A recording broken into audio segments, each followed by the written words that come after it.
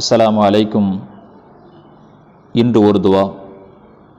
ரப்பி அவ்ஸிஅனி அன் அஷ்குர நிஅமத்தக அல்லதி அன்அம்த அலைய வ அலா வாலிதைய வ அன் அஅமல ஸாலிஹன் தர்லாஹு வ அத்கில்னி பிரஹ்மதிக ஃபீ இபாதிக ஸாலிஹீன். இந்த துவாவை நபி சுலைமான் அலைஹிஸ்ஸலாத்து வஸ்ஸலாம் அவர்கள் ஓதினார்கள்.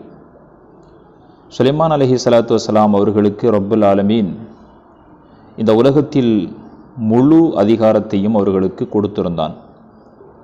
பறவைகள், ஜின்கள், மனிதர்கள், ஊர்ந்து போகக்கூடிய உலகத்தில் இருக்கிற எல்லா ஜீவராசிகளும் சுலைமான் அலைஹிஸ்ஸலாம் அவர்களுக்கு கட்டுப்பட்டு நடக்கக்கூடிய ஒரு சூழ்நிலையை அல்லாஹ் ஏற்படுத்தி கொடுத்திருந்தான்.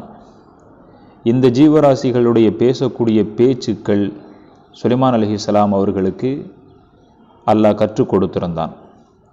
ஒரு நாள் இப்படைப்பினங்களை எல்லாம் ஒவ்வொன்றையும் தனித்தனியாக இராணுவ கட்டமைப்போடு அணிவகுத்து அவைகளினுடைய சுலைமான் நபி அவங்களுடைய தலைமையின் கீழ் அவைகளெல்லாம் ஊர்களில் பவனி வந்தன, சுற்றி வந்தன.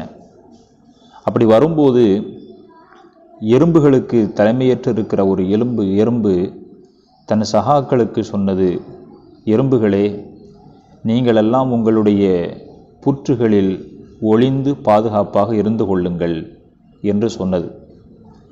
இப்படி ஒரு எறும்பு தன் சகாக்களை பாதுகாத்த அந்த விதமும், அது பேசிய அந்த விதமும் சுலைமான் அலைஹிஸ்ஸலாத்து வஸ்ஸலாம் அவர்களை ஆச்சரியப்படுத்திவிட்டது. அப்போதுதான் நான் முதலில் ஓதிய இந்த துவாவை சுலைமான் அலைஹிஸ்ஸலாம் அவர்கள் ஓதிவினார்கள்.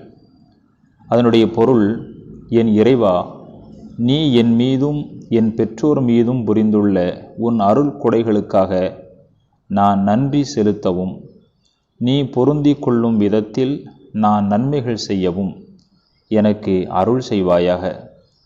உம் கிருபையை கொண்டு என்னை உன்னுடைய நல்லடியார்களில் சேர்த்தருள்வாயாக என்று சுலைமான் அலைஹிஸ்ஸலாத்து வஸ்ஸலாம் அவர்கள் துவா செய்ததை திருக்குரானில் 27வது சூறாவில் 19வது வசனம் இவைகளை சொல்லித் தருகின்றன.